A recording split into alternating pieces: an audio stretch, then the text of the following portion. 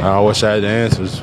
We would have won a long time ago, but just figure out a way to win, whether it's establishing JV for 48 minutes.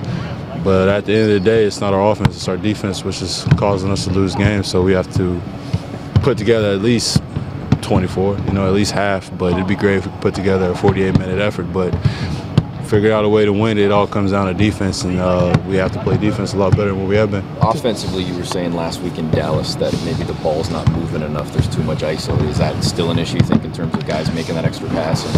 I don't think it's an issue. I think we move the ball, for the first couple seconds, but then we may feel like we have an advantage, and then we try to take advantage of that advantage. And if you miss shots, then that puts more pressure on your defense. So I think we can move the ball. We do a good job of moving the ball, but then within like the first couple passes, we feel like we have a good enough shot to take. But at the end of the day, you can keep moving the ball over and over, drive, quick pass, and it could lead to a better shot. Stick with the offense for a sec.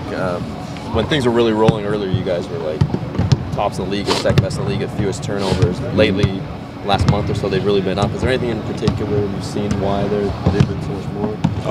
Just no, not really. I think our guys are still doing the same thing that we were doing early on, as far as trying to look for each other, trying to make the extra pass. Maybe a little bit of carelessness with the ball, but other than that, as far as us attacking the basket, trying to make the right and smart play out there, it just ends up in turnovers. As far as the defense using their hands to get deflections, or us over penetrating, or us just careless with the ball. So I just think the main difference with our turnovers now is just a couple careless mistakes and a couple mishaps. Does this type of streak kind of get into guys' heads at all? I mean, like there's the X's and O's stuff and kind of looking at plays, but I mean just on a day-to-day basis in terms of confidence and.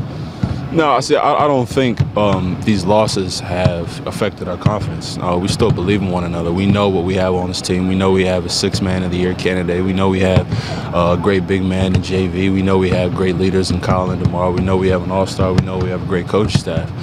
We know we have an X-Man with JJ. So we know what we have. We're all confident in one another. We all believe in one another. No one's getting down on each other. No one's pointing the fingers at each other.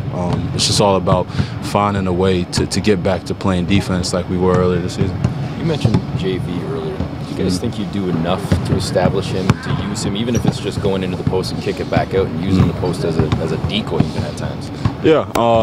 I thought we did that down the stretch in New York pretty well, but it's always good to establish your big man early, whether it's just with a few touches to get him going, whether he shoots it or not. I feel like we can use JV more. I feel like we can use JJ more. I feel like we use myself more. There's so much stuff that we have on this team that we didn't have last year, but it's hard to use everything, So it's just all about figuring out what games to use it more so than something else. Is that coming down to the players recognizing that then on the floor and doing it?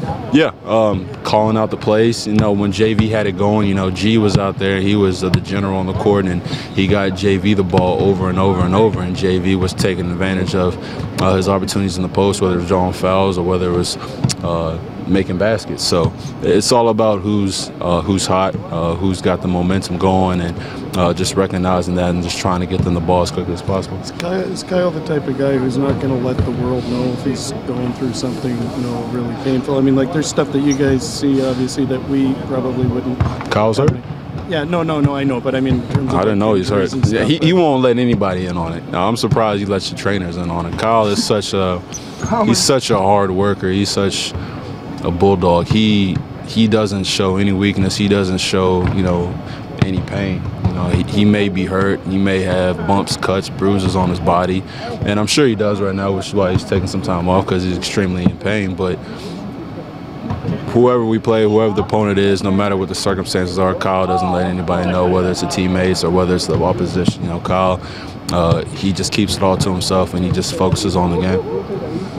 With him possibly sitting a few games, how does things change? You've obviously played with Gravis a lot. How do things change when he's on the It's pretty much the same. Kyle, whether he's out there or not, we still try to run the same offense. Of course, we don't have his tenacity out there, his leadership, but G does a great job of taking that leadership role and putting the team on his back, but as far as making the right play calls and bringing up that energy to the next level. And I've been comfortable with G ever since I've been around him in Sacramento, and we run pick and roll, pick and pops extremely well, and he's one of those guys I definitely look forward to playing alongside every single time the ball's thrown up in there.